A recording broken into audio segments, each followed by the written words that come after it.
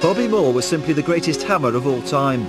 The East End boy made good who became a legend in his own lifetime as captain of England and his beloved West Ham United. An immaculate player who won universal admiration, Bobby was the perfect role model for the Upton Park Academy.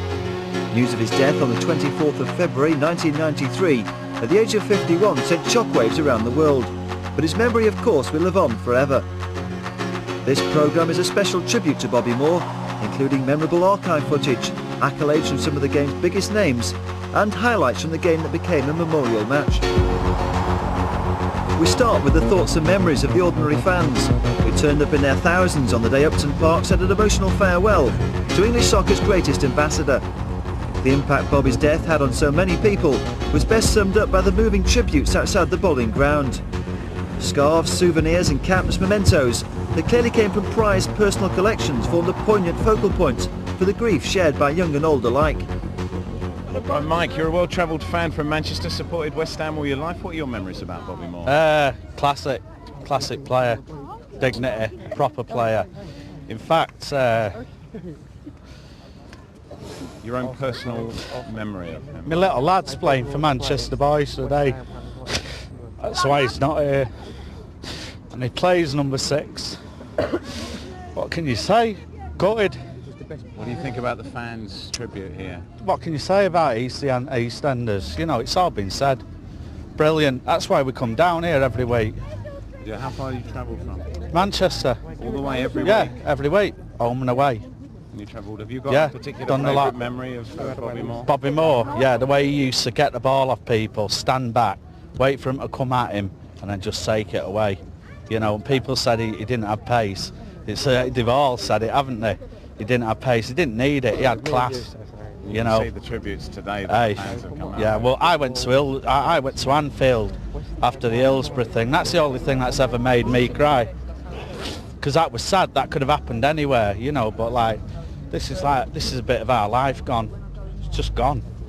Forever. Peters to Brookie.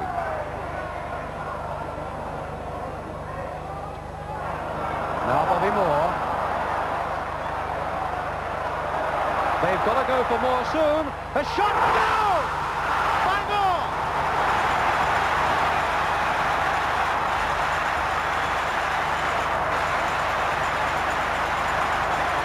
Moore. Wonderful player, wonderful gentleman for the sport.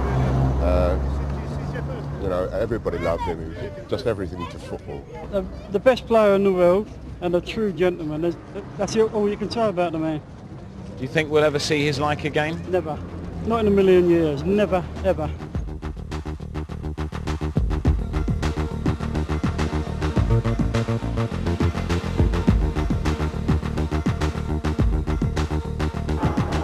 Best. Faced by McDowell and Bonds, and still he gets it across there, and Bobby Moore under a lot of pressure with Law at very close quarters. Moore pushing that one behind with a corner. Well, I saw 10, 15 games of Bobby, you know, towards the end of his West Ham career, you know, and I was a bit small to understand it then, but you know, ever since then I've seen videos and, you know, whatever about Bobby Moore. Bobby Moore was West Ham, you know, there's nothing more you can say, or everyone's seen the tributes. That is, you know, that just proves what Bobby Moore was to West Ham. There's nothing more that can be added really to it. What do you think of the general tributes that the fans have come out with? And it's quite unbelievable. It's quite unbelievable. You know, it's hard to understand really. When I first came here, the day after his death, it obviously just started at the main gate. But since then, as you can see yourself, it's gone right down to the ticket office, and you know, just can't really put it into words really. Bobby Moore was West Ham. A part of West Ham has died, not just Bobby Moore. Moore taking it quickly. Bonds to Lampard. Moore in a position where he often likes to go forward and let one go, and he has, and a tremendous save by Stepney.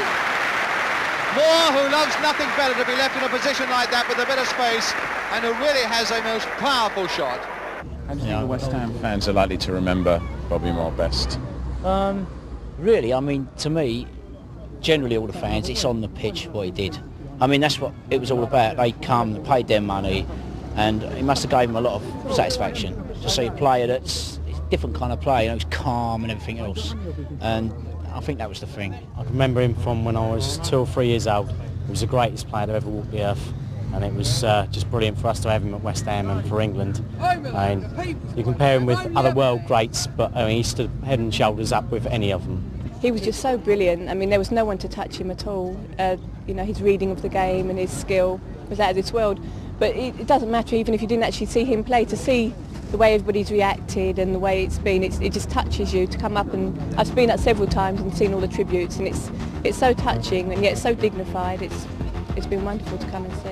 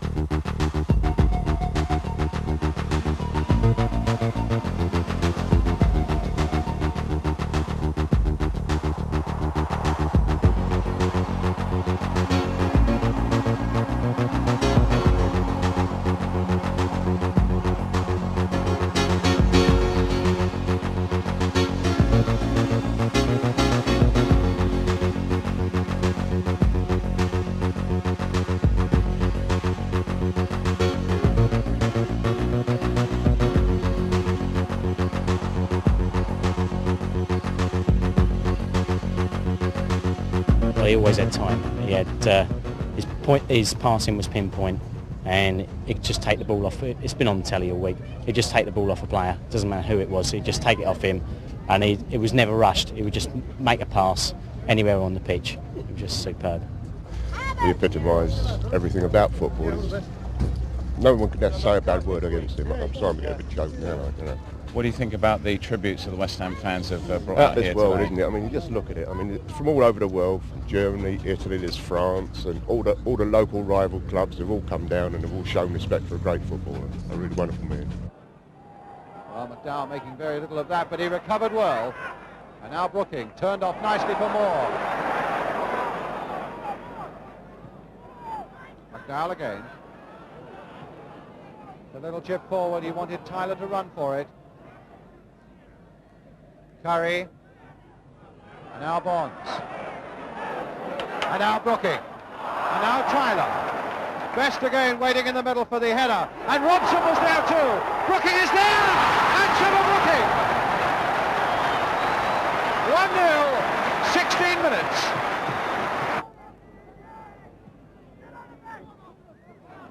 Moore.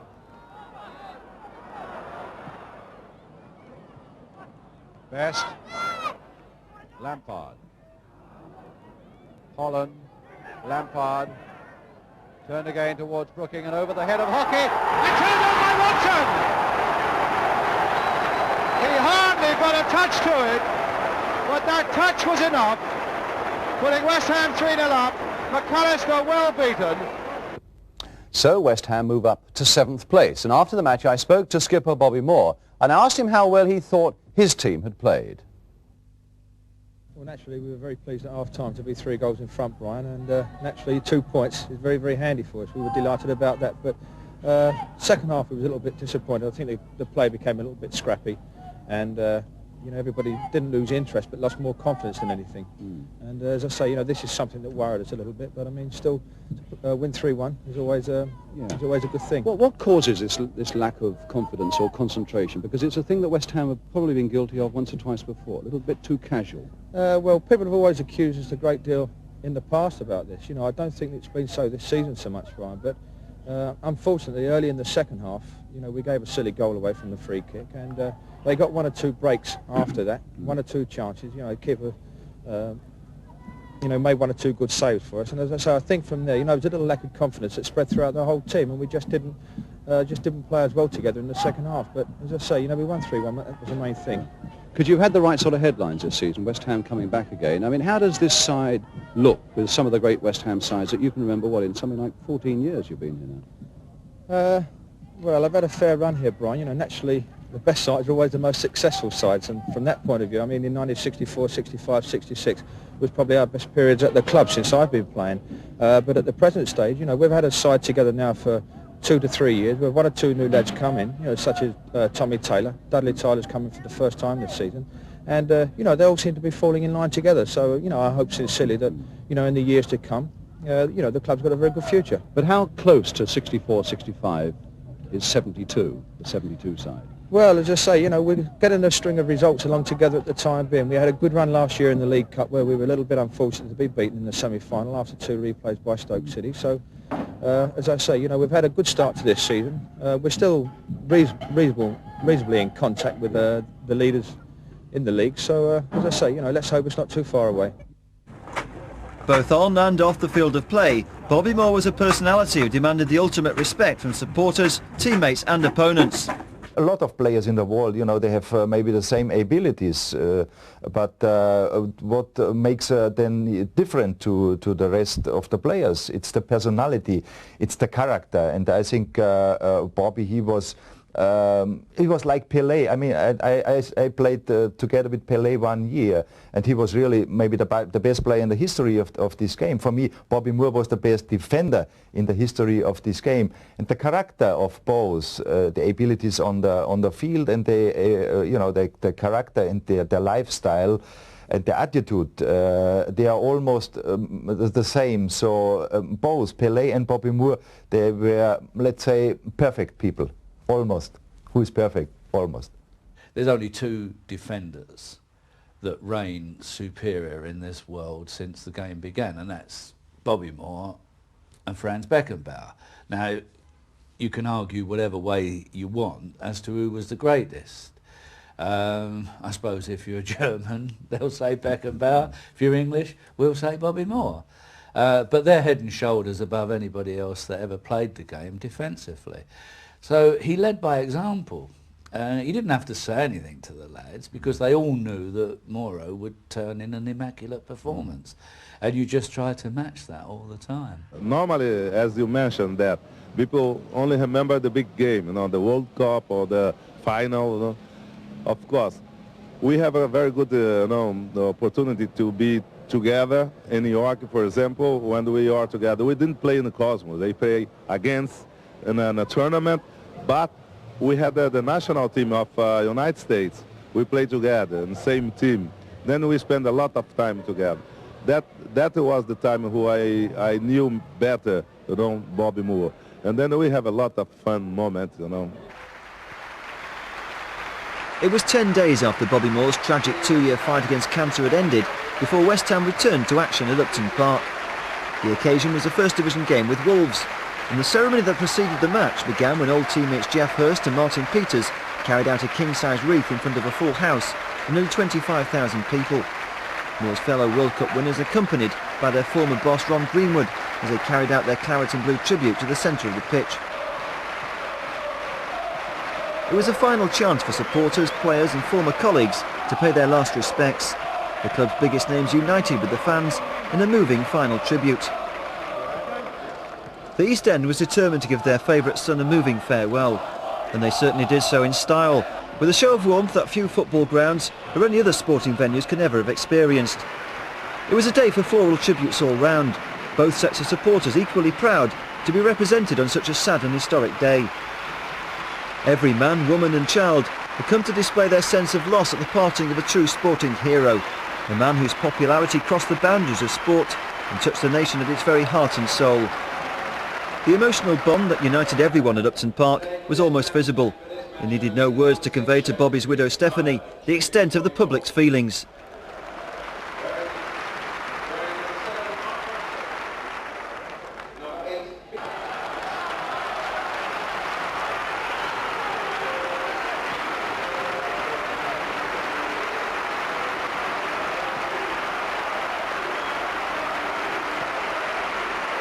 It was a dignified occasion that the great man himself would have been proud of. The current players already out on the pitch and preparing for the final pre-match ceremony. A guard of honour made up of 7 of Bobby's former West Ham colleagues lined up for the closing formalities. A taped recording of one of Bobby's finest moments on a West Ham shirt was played over the public address system. It was May 1965, and the final of the European Cup Winners' Cup at Wembley. The commentary described Moore, the skipper, lifting a precious piece of silverware for the Hammers exactly 1 year before he returned to the great stage to hold aloft the famous Jules Rimet trophy for England.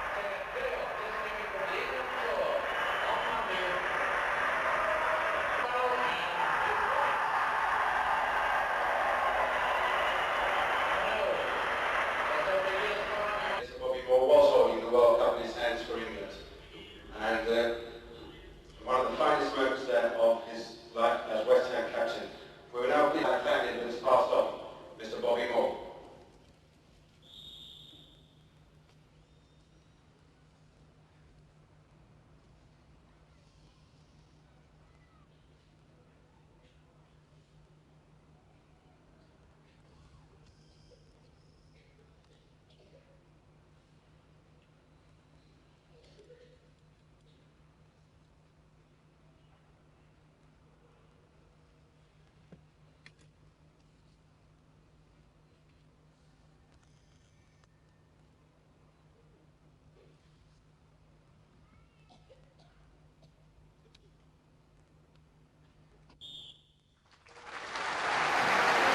A minute's silence for one of the greatest soccer players and team captains this country has ever seen, Bobby Moore.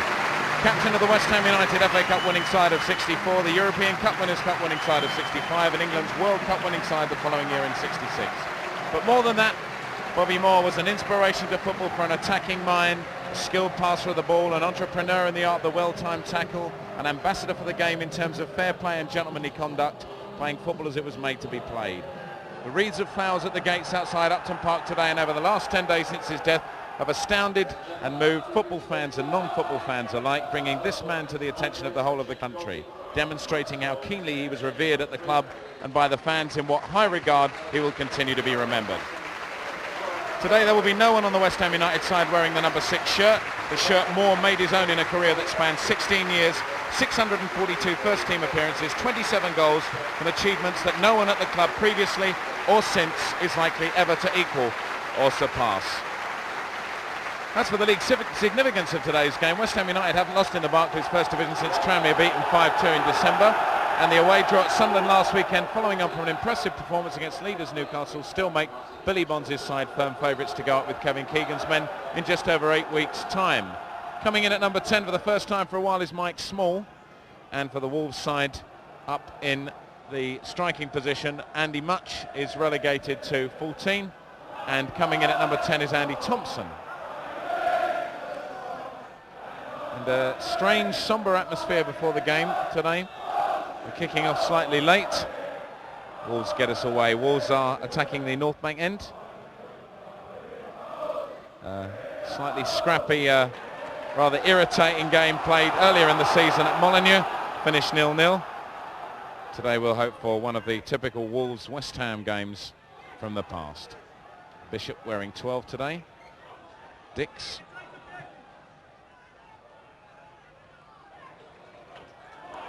Good ball to Robson. Robson not able to use it, but he wins it back. Interception from Burke.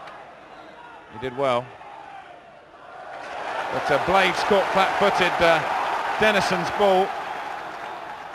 Didn't do what he wanted it to. Dix. Robson first time ball back again, goes astray. Bishop picks up. Morley taken out in the back. Wolves break. Burke with it. It's a holding operation, but good challenge from Potts, West Ham captain. Andy Thompson dispossessed there. It's Mark Burke with the throw. Thompson again. It's flat-footed Potts, the ball from Peter Butler. That was a beautifully taken throw, and pity really that Cook couldn't gather his feet. But he's got a corner for Wolves. Just 2 minutes gone. A good opening break from Wolves. They can see going in the 6-yard box, Mike Small. He's been out from injury for most of the season. He gets a chance today, thanks to the continuing injury to Clive Allen. That was Cook inside. Blades could not get it past, and Butler dispossesses him. Morley picks up. Good ball from Morley, looking for Small. Can Rankin make it? He can. And although it's a goal kick, Mike Small's challenge well appreciated by the crowd. He got quite a lukewarm reception earlier on when he was announced. Mike Stoll in for Paul Jones in the Wolves goal. Interesting ball from Burke, which Brown cuts out. Keane. West Ham slightly disappointing defensive formation against Newcastle. They're looking far more attacking today with Small and Morley. The two guns firing that played so well for West Ham the earlier part of last season. That's Robson's far post cross to Keane. He ran in well on the far side, but timed his run beautifully, but not the attempt at the ball. The first home match in March for West Ham, and we think 8 weeks from now we'll know if they're going to be successful. Their first effort back to get to the Premier after coming straight down last season.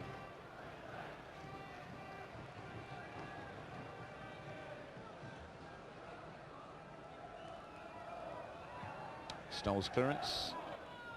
Butler will challenge for this. He's beaten in the air by Paul Cook. I say Paul Cook not related to the Sex Pistols drummer, though he'd like to be. Steve Ball. Andy Thompson beaten to it by Potts. That's not a good clearance from McCloskey. And in the end, Bishop showing a cool head. What could have been an embarrassing situation for McCloskey. Blades, that was. He's having to pick up again. Not challenged, though. Good turn from Dix. Robson. He's looking for Morley. You can see what he was trying to do. It didn't work, though. Good challenge from Butler. This is Bishop. Finds Brown in some space on the right-hand side. Good ball from Bishop. And that's a good ball from Brown, looking for Small. A beautiful back header from him. Morley turns beautifully. Good link between Small and Morley. It was a lovely ball from Brown. A good play from West Ham. You know, you felt perhaps Morley had a little more time than he realised.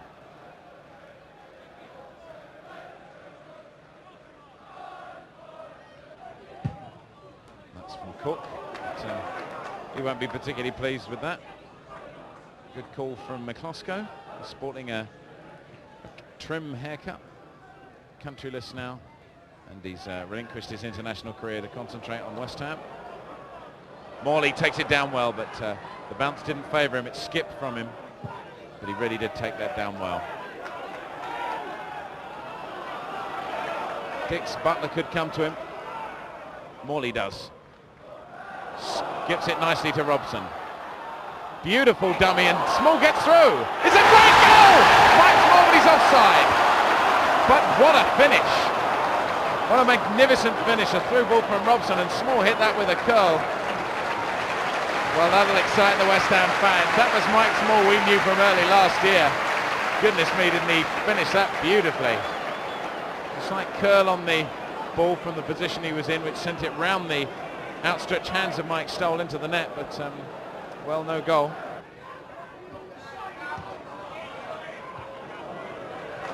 Complete miscue there from Madden. Robson with the throw. Keane. Robson takes on Burke. Back flick for Keane. Good play. Onto the right foot. Inside to Bishop. It's a screamer. And Stoll was grovelling on his knees watching that one go over. Good play between Robson and Keane. Opened up the space for Bishop, and he didn't disappoint.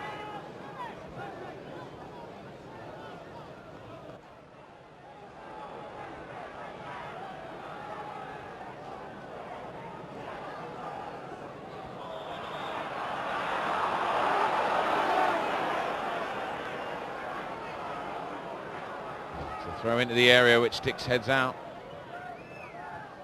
Venus linking with his number 11, Robbie Dennison. Venus back to take the throw. Puts in a good cross. But it's a goal kick.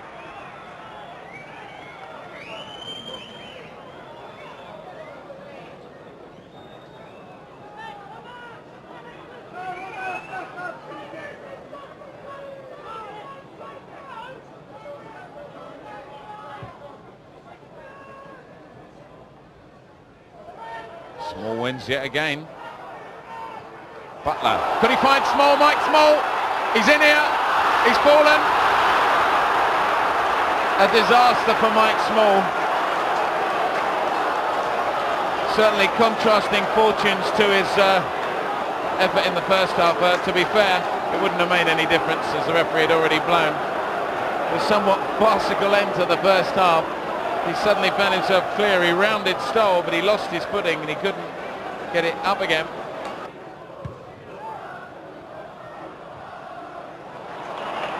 It's a good ball from Robson. Morley making space onto the right foot. That could end up with Keane if he can keep it in. Did brilliantly. And a good ball too to Bishop. Left-footed in. Comes out to Brown. Butler looking to turn. He's got two men on him. Finds Brown. It's in there. Could it be? No! And Morley, well, it looked like as he threw himself at that it was going to end up in the back of the net, but somehow he didn't get enough of a touch on it, and he actually knocked it out of the path of Mike Small, who'd come too far forward, and the chance went begging. But again, it's a bit scrappy. Can Bishop do something with this? Small did well. Mike Small attacking the man. He's in with a chance! And although he put the ball over, he got into the striking position. He had the acceleration. He beat two men. And really, it was a good effort from Mike Small. And I think the fans have come round to realise that. Nobody would delight in scoring more than Mike Small. Stam getting exposed there. It was a very good and important header from Bishop.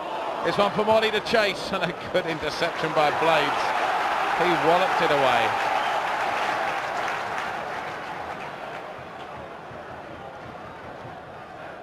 Keane it is, he'll take the corner. Again, just Brown and Potts out of the picture. Everyone else on or around the 6-yard box. It's Keane's corner, comes in. Went through to Bishop. Oh, he hit the crossbar. The angle of the crossbar and the post, he turned brilliantly. Wouldn't that have been a goal? Small, good skills. What a lovely turn from Bishop. What a brilliant shot. Really deserved better than that.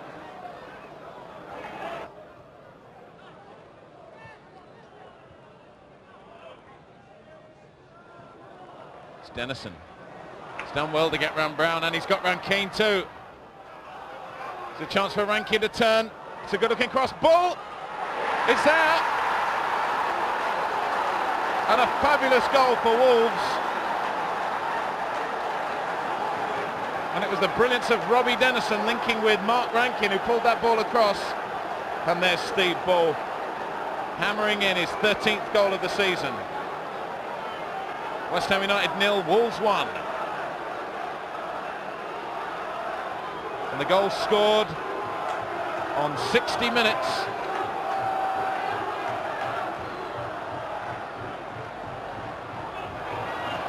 Can West Ham come back quickly? Small.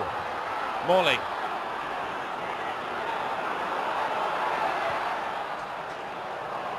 This time West Ham have gone behind for quite a while at Upton Park.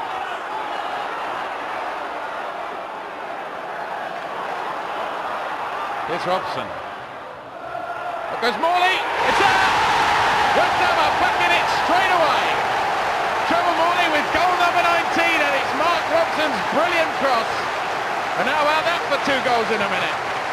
That's livened the game up no end. Trevor Morley. As Robson took the ball out on the left-hand side, there was a slight lull in the play. The Wolves player had gone off and got injured. Robson's cross came in and Morley headed home in fine style. West Ham 1, Wolverhampton Wanderers 1.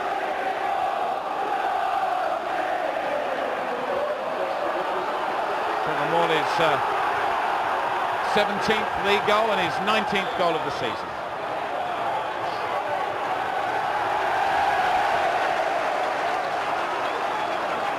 Well, hasn't that brought the game alive? And oh dear. I think Steve Bull has spoken out of turn. And he gains the rare accolade of scoring a goal in the 60th and going in the book in the 62nd minute. I think a few inopportune words from the Wolves number 9. Morley, Small. Nearly did what he was trying to do. Here's Butler. Finds Morley. It's a good-looking cross, and Rankin did well. And Wolves getting desperate now. Only had the lead for just 63 seconds, apparently. What can Small do here? Good back header. Morley. He miscued completely. It was a good back header from Mike Small. Gale. Suddenly this game has come fervently to life. Venus getting a booze, not quite sure why. Bishop. And he had a great game. Dennison. Brown. Bishop again. Dix. The game's alive. Morley. Ball bounced badly for him.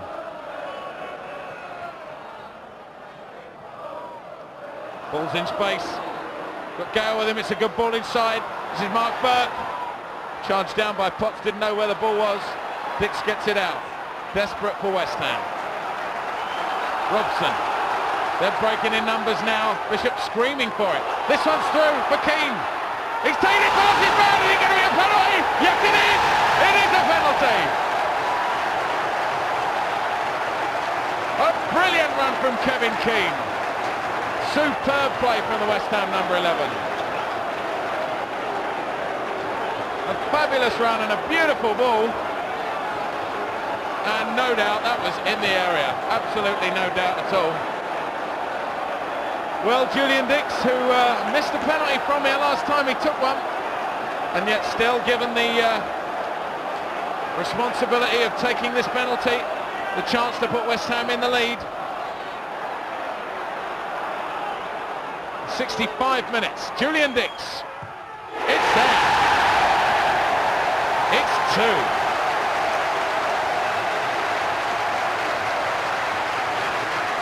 And you have to say, what a fantastic run by Kevin Keane to get to that ball.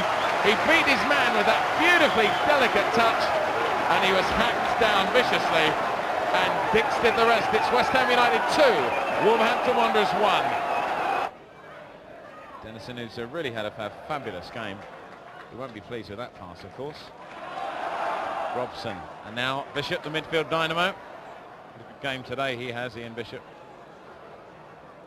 Dix did well, not only to keep the ball in, but to get his man away. Holmes dispossessed. Dix took the sting off it. Look at those skills from Bishop. Oh, caught in possession, badly. Could this be one for Bawley? It could. What's he going to do? Dennison. Anywhere, anywhere, anywhere, but no. Desperate moments, as you can hear. Even up here in the gantry, everyone's screaming because it looked like Wolves were going to equalise there.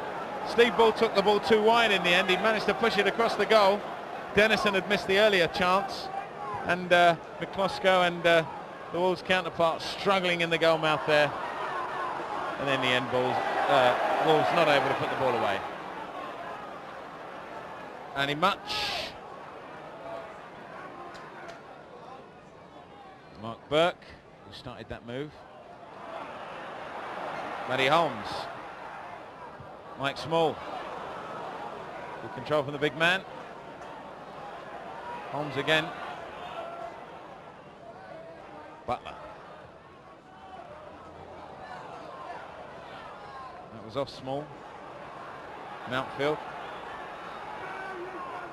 Leaving it to Blades. No, he's not. He will take it.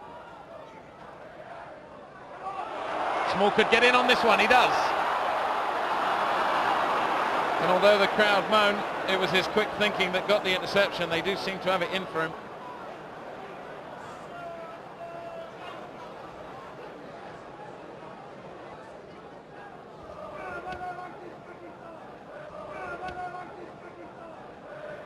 And of course, sometimes the fans can be fickle. They'll forget the beautiful finish to that earlier chance he had that in the end was disallowed.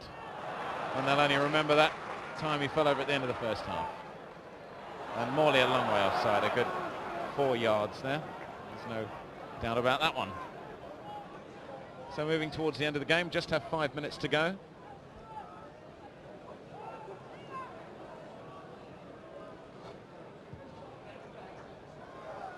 The ball in, a good flick on. Gale has to make this, he does. Venus pushes it back. Ball challenge with Gale. Bishop completes the clearance. Butler's got a chance to break for West Ham.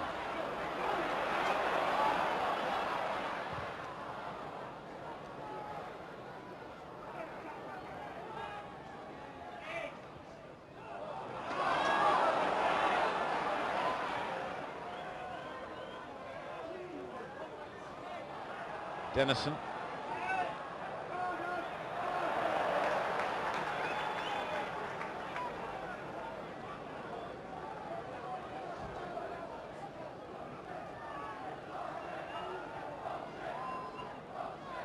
Watts heads back.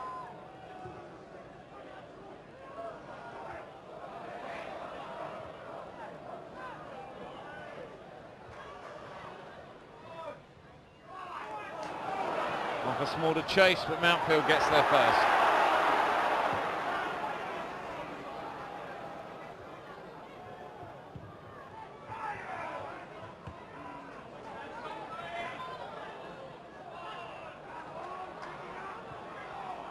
Thompson, this is Venus.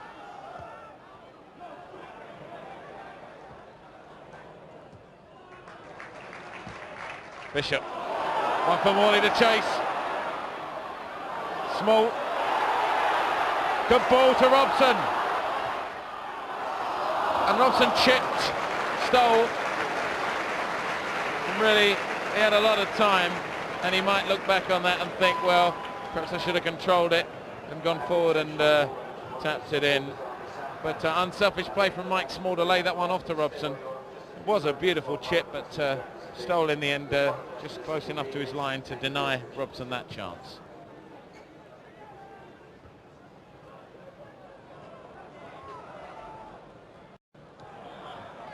Bishop seemed to have been fouled there, just nudged as he went for the ball. Of course, as any professional or any player will tell you, you just get that little nudge, it can put you off completely.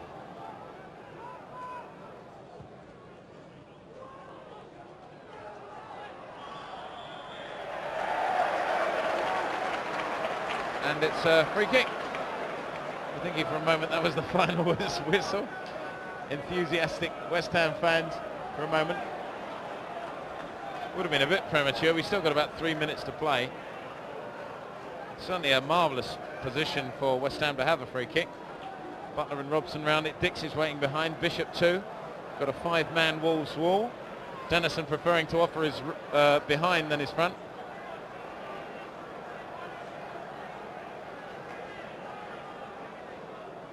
Butler having a few worms or two with that man Dix.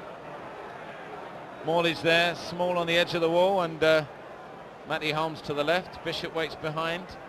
Brown as the decoy run. We've got something planned here, and it's Dix. What a save by Mike Stoll!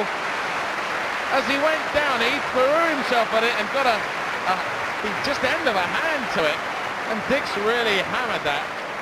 He stole that. I mean, the velocity of that shot meant that even a tiny touch sent it flying over the bar. Brilliant save, Mike Stoll. Brilliant shot, Julian Dix. And it's a corner to West Ham, which Mark Robson will take. Good attacking stuff. It's really been a fabulous second half. It's a good-looking corner. And the header goes in, and Dix denied right on the post. Dear, oh dear, it's another corner. Great play from the West Ham number 3. And he really thought it was going to be his second of the game. He got up brilliantly there. Denied. Next corner comes in. Bishop. Robson. Onto his left foot, crosses well. Small goes for it. Dix gets the cross in, first time one for Robson to win, and headed away by Venus. In the end he was going to take no chance at all. And it's another corner to West Ham. They've absolutely besieged the Wolves goal this second half, particularly since they scored. And even in the earlier parts of the game they have plenty of corners. It's a much, much better and polished second half performance from West Ham. Recovering from that early ball goal. Comes the corner again. Oh, and it looked like it was going to drop for Morley. Butler gets it back quickly. This is Holmes. Charge down. Dennison doesn't do too well. Butler's control is good. Dick surprises him with a first-timer. Morley does well. Look at the control of that. Finds Bishop. This is lovely play from West Ham. Bishop will look for Small, but it might even come to Morley. On the far post, could it be? It's out! A fantastic finish! And it's the West Ham substitute who gets on the score sheet. Matty Holmes. A lovely goal. Beautiful control.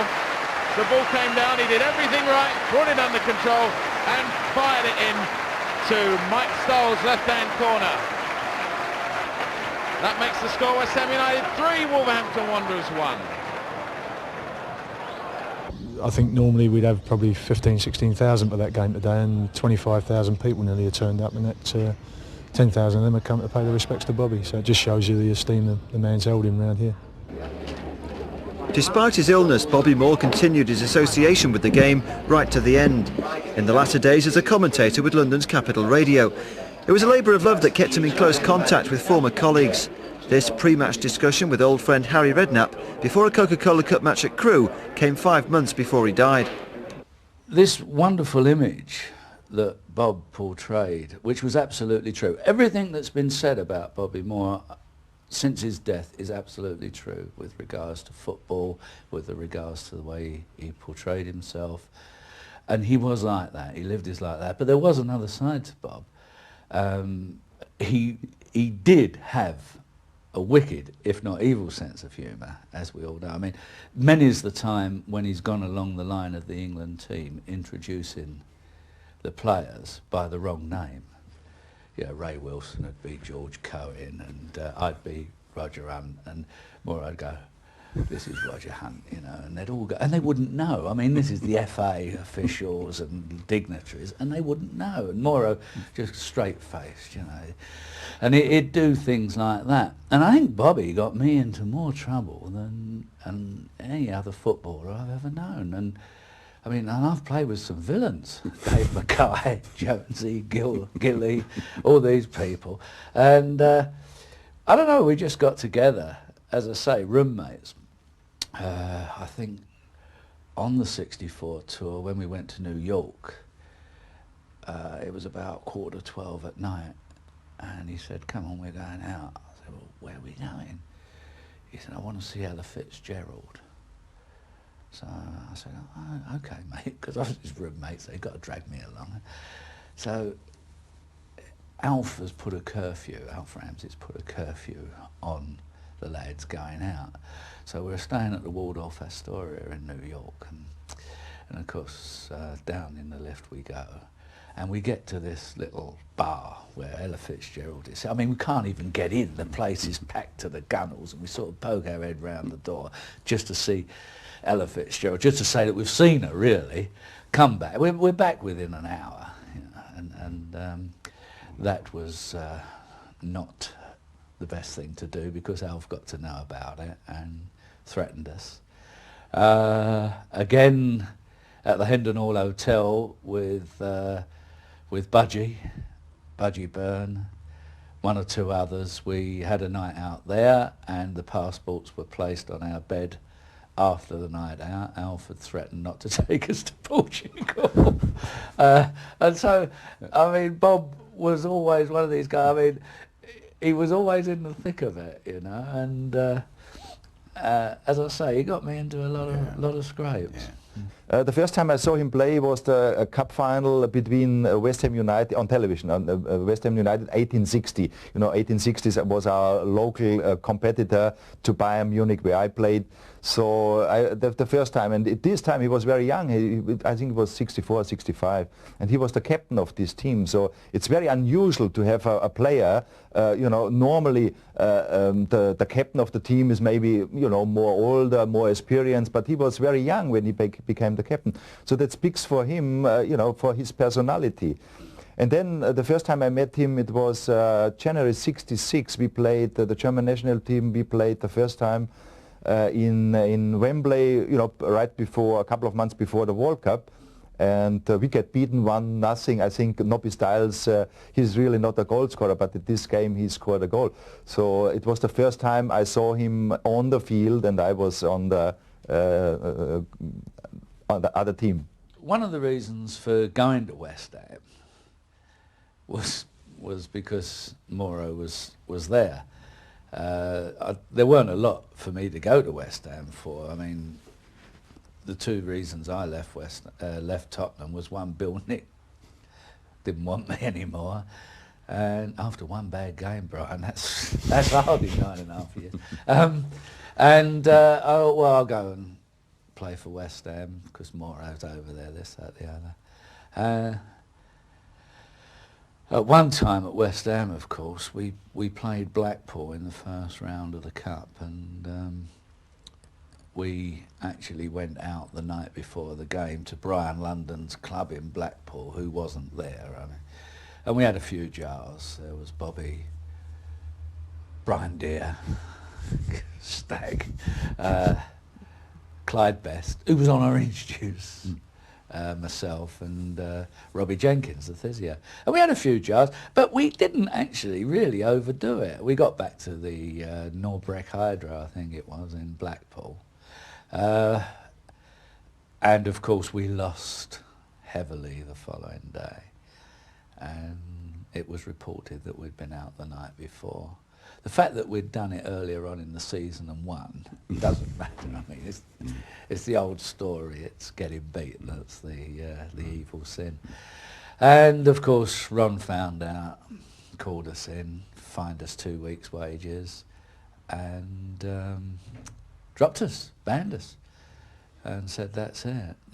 After a couple of weeks, things weren't going very well for West Ham, and we got brought back, and we got brought back against Coventry, actually. And it was quite a memorable night because Moro played out of his skin. He was brilliant. And with about 10 minutes to go, Hursty's hit a cracking shot, and I forget who was in goal, but he's got down to it and palmed it out, and I've run on and cracked it in the back of the net for the only goal of the match. So now we've been dropped, we've been fined, and now he's had a stormer at the back. I've scored the only goal of the match, and we've both gone off the field, you know, with the old fingers raised high into the dugout. I don't think Ron was impressed. It's very hard when you lost a good friend, you lost a nice person like Bob Moore, and then in my position is I think worse than anyone, because besides to play with him, to play against him, we were a very good friend outside of the field.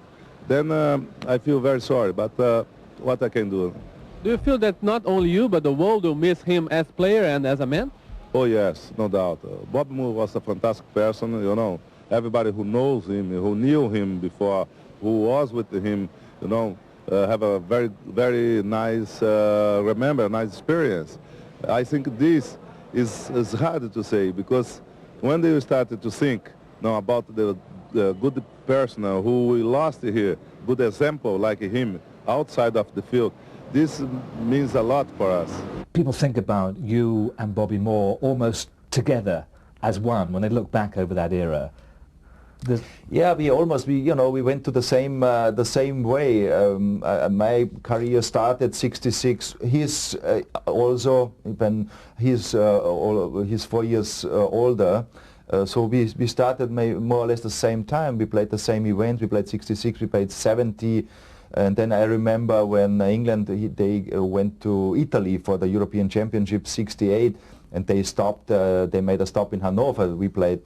Germany played against England, and we beat England 1-0. And it was the first time a German national team beat the English team, and I was lucky to score this winning goal. So you know, a lot of memories in this, and always was Bobby Moore on the field. I never forget '72 when Germany won the first time at Wembley, and then this was this time we had quite often a private situation. You know, he came to Munich, he stayed in my house, we make some photo session, and I came to London. So it was then in this time we became friends, and we became very close. The image of Bobby Moore to me is a man who I was privileged to be a friend of his. He was one of my greatest pals. I mean, we were great friends in the game, and we had a lot of fun together, a lot of fun. We really enjoyed each other's company. We had great trips, we had great times, and I tend to remember that more than his football. I mean, football speaks for itself, but I look behind the man and I think that guy was a great guy. Smashing